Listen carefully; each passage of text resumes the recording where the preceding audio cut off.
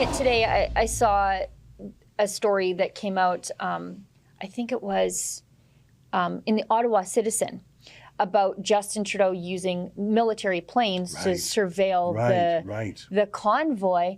And what's the first thing Justin Trudeau did when he was asked about it in the House of Commons today? He cried misinformation and disinformation. So a year ago, 2 years ago, we heard science denier or vaccine denier. That was the shut up. Before that, it was racism. You're a racist. That's the shut up. Now the new shut up is disinformation, misinformation. Yeah, you're exactly right. And the reason that's powerful is because they'll get the tech companies to ban you. Exactly. You know, science denier, okay, well, that's a point of view. But no, this is some sort of evil words, some dangerous words. It's not just wrong words. They're dangerous. And the words themselves have to be deplatformed.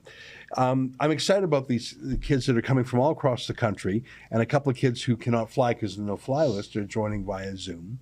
And half the content is going to be how to be a journalist. Half is going to be on civil liberties and freedom. And I think that's important. I have this dream that if this student journalism conference goes every year, 20 or 25 kids a year for 10 years, you put through 200 kids, 250 kids over a decade, maybe only 10 of them get really involved full-time as journalists. But you've created a crop of truth-speaking citizen journalists. I'm very hopeful that they can be an antidote. I know there are thousands of state journalists and corporate journalists, but to have a sense of connection and camaraderie and networking and community, I think it's hopeful. I think it's exciting. Yeah, and when you think about the impact that our journalists have had here at Rebel News, on some days there are only 10 journalists working out in the field.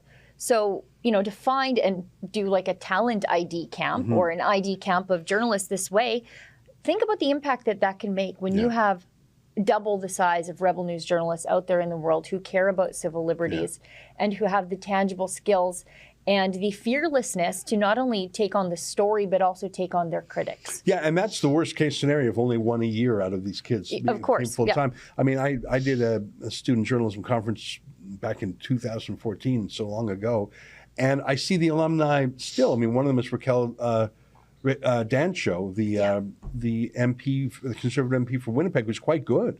And you could tell she was good even back then. So just to help give some speed and direction to these young folks, I think good things have come from it. Well, I'm really glad you're there flying the flag for Rebel News. And I know True North has some folks there too. I'm going to pop by myself. Dave Rubin is joining via Zoom. I think it's going to be Robbie Picard. Yep. So there's going to be a great lineup. Hey, I want to just ask you a little bit more about Press Freedom Day. It really irks me that day has been colonized by the censors. That Chrystia Freeland and Justin Trudeau, who are leading the free world's worst censorship campaign, that Twitter has compared to North Korea's, that they are calling themselves the free speech people, the free press people, and no one's really calling them on it. Yeah, it's funny how the Liberals conflate defending free speech with giving journalists money. Those two are not the same thing. But for some reason, Justin Trudeau, but not just Justin Trudeau, the mainstream media also thinks that that's the same thing too. It's actually the opposite. It's colonizing the media with your thought, with your viewpoint.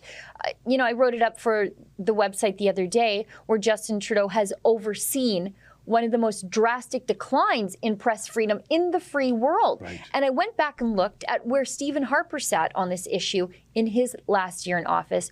Canada was at number 8.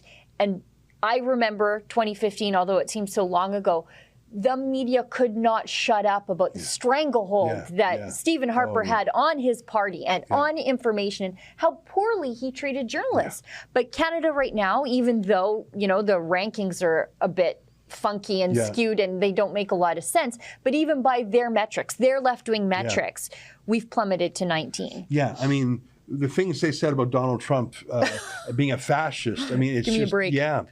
Oh, my God. Well, listen, I'm proud of the Rebel, and you're a chief reporter. I'm delighted to have you out here. And every time you come out here, it's a little bit different. We have new folks. I mean, we've had to rearrange some of the desks just to jam more people in here. It's sort of fun.